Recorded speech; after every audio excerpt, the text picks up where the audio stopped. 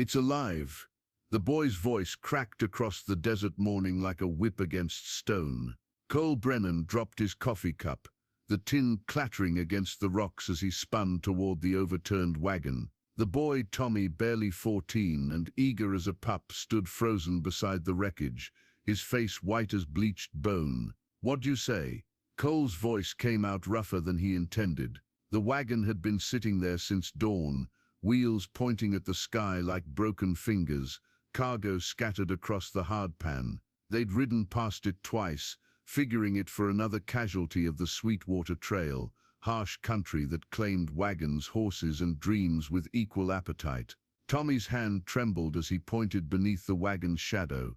I heard breathing. Cole's boots crunched against the gravel as he approached, his hand instinctively checking the colt at his hip. 20 years of riding fence and chasing strays had taught him that the desert held secrets best left buried. But the boy was right. There was something there, something that rose and fell with the rhythm of labored breath. He knelt beside the wagon's edge, peering into the darkness beneath. The smell hit him first, blood, sweat, and something else, something raw and desperate. His eyes adjusted slowly, revealing a tangle of torn fabric and matted hair. "Jesus Christ," he whispered. It was a woman, maybe 25, her dress torn to ribbons, her dark hair caked with dried blood, but she was breathing, shallow, rattling breaths that seemed to catch on every exhale. Her eyes fluttered open as his shadow fell across her face, and she tried to speak, but only a whisper escaped her cracked lips. "Water," she breathed.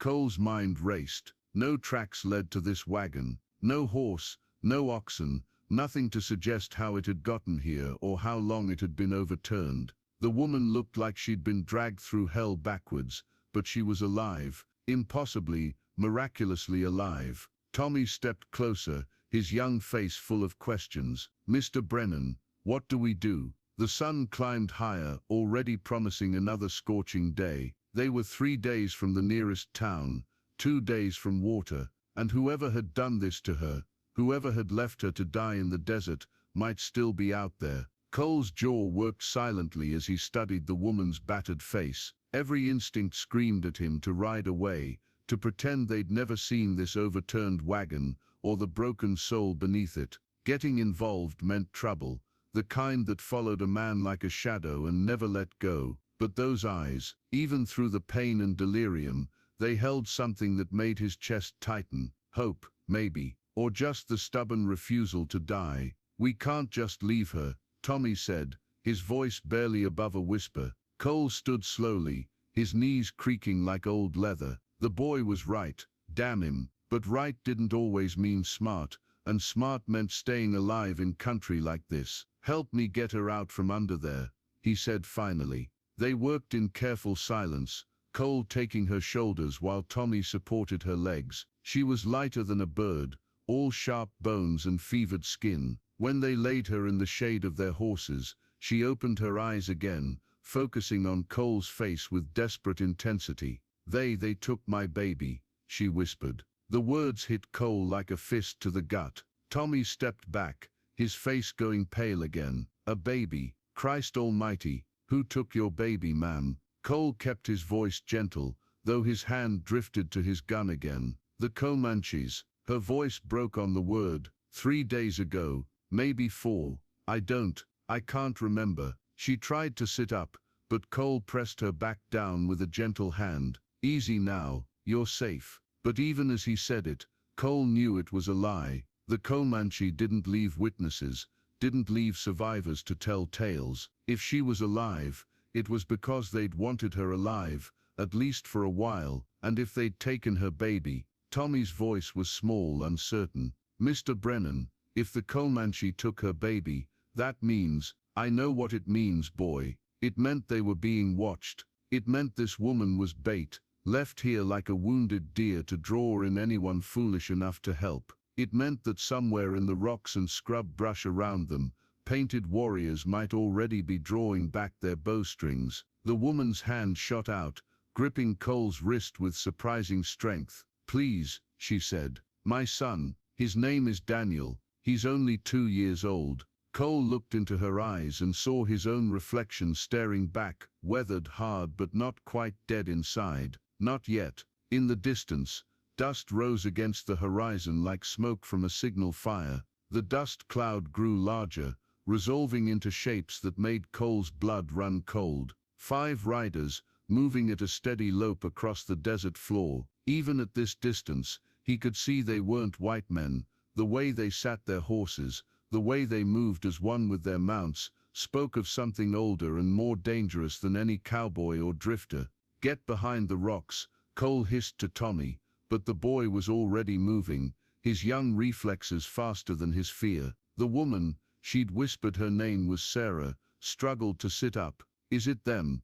Are they coming back?" Cole's hand found the stock of his Winchester, the familiar weight offering cold comfort. "Maybe, maybe not, but we're not taking chances." He dragged Sarah behind a cluster of sandstone boulders, Tommy scrambling after them with their supplies. The horses whickered nervously, sensing the tension in the air like animals before a storm. The riders were closer now, close enough that Cole could make out details that made his mouth go dry. War paint, feathers, the distinctive profile of a Comanche war lance catching the morning sun. They moved with the patience of predators, circling wide around the overturned wagon, reading sign in the dust that Cole couldn't even see. "They know we're here," Sarah whispered, her voice hollow with despair. Cole nodded grimly. Of course they knew. The Comanche could track a shadow across solid rock, could read the story of a man's last 3 days in a single hoof print. Their presence here was no accident.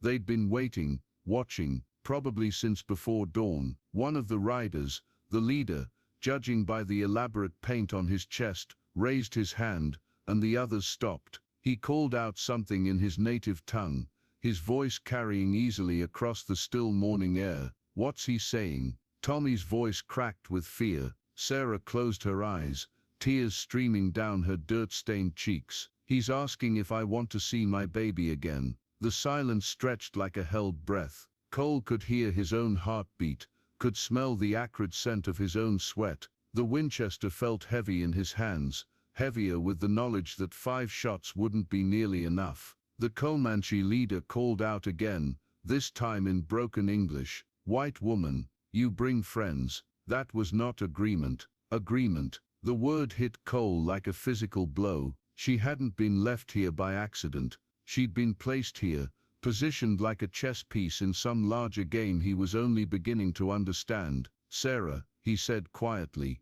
not taking his eyes off the riders. "What agreement?" Her sob was answer enough. In the distance, the war party began to move again, closing the circle with the inexorable patience of death itself. Sarah's hands shook as she reached into her torn bodice, pulling out something small and wrapped in faded cloth. She unwrapped it with trembling fingers, revealing a tiny wooden horse, no bigger than Cole's thumb, carved with the patient love of a father's hands. "Daniel's toy," she whispered. "His father made it before the fever took him last winter." The carved horse was smooth from countless small hands, its edges worn soft by a child's affection. Even in the shadow of death, even with Comanche warriors circling like vultures, the small token radiated warmth, the kind of love that carved toys from scraps of wood and sang lullabies in empty cabins. Tommy's eyes were fixed on the little horse. "He's really only 2 years and 3 months. Sarah's voice broke. "He has his father's eyes, blue as October sky, and he laughs when you tickle his feet." She looked up at Cole, her gaze desperate but clear. "They said if I brought someone to them, anyone, they'd give him back. They'd let us both go." "Oh!" Felt something cold settle in his stomach. "And you believed them?" "I had to believe them." Her whisper was fierce. "What choice did I have? They showed me his hair ribbon, the one my mother sent from Kansas. They said he was crying for me." "Oh!" The Comanche leader's voice rang out again, closer now, patient, confident. The circle was tightening. Cole studied the woman's face, really looked at her for the first time. Beneath the blood and dirt, beneath the fever and desperation, he saw something he recognized. The same stubborn set to her jaw that he'd seen in his own mirror every morning for 43 years. The same refusal to quit that had carried him through range wars and hard winters and nights when the bottle had seemed like the only friend he had left. "My boy died," he said quietly, not sure why he was sharing this now with death closing in from all sides. Consumption 10 years back. He was about Daniel's age. Sarah's eyes widened, seeing him clearly for the first time. "Never got to carve him a horse," Cole continued. Oh. "Never got to teach him to ride or rope or any of the things I thought we'd have time for." He looked at the wooden toy in her hands, then up at her face. "Some chances don't come twice." Tommy shifted beside them, his young face thoughtful. "What are you saying, Mr. Brennan?" Oh. Checked his rifle, counting cartridges he already knew by heart. "I'm saying some things are worth dying for, and some people are worth saving, even when the odds are long." The sound of hoofbeats grew closer, and Sarah clutched the wooden horse to her chest like a prayer. Oh. Stood up slowly, his rifle loose in his hands but ready. The Comanche leader had drawn closer, close enough that Cole could see the intricate patterns of his war paint, the intelligence in his dark eyes. Oh. This was no young hothead looking for glory.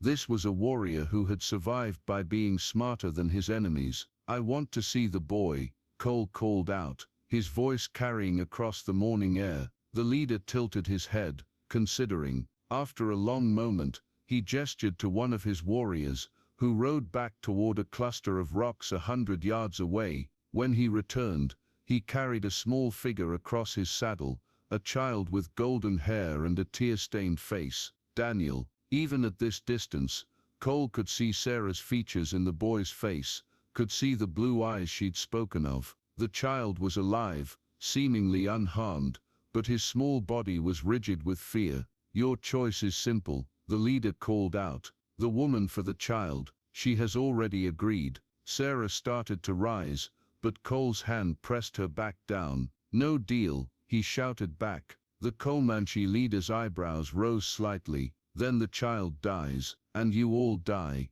This was arrangement. Cole's mind raced, calculating distances, angles, possibilities. Then an idea struck him. Crazy, desperate, but maybe crazy enough to work. "New arrangement," he called out. "Single combat. Your best warrior against me. Winner takes all." The silence stretched for what felt like hours. The Comanche respected courage, respected a warrior's challenge. It was their way, older than treaties or broken promises. Finally the leader nodded slowly. "If you lose they all die anyway." Understood. What followed was the longest 15 minutes of Cole's life. The Comanche warrior was young, fast, deadly with knife and tomahawk. But Cole had 43 years of experience, 43 years of surviving when other men didn't. When it was over, when he stood swaying over the still form of his opponent, the remaining warriors simply nodded and rode away,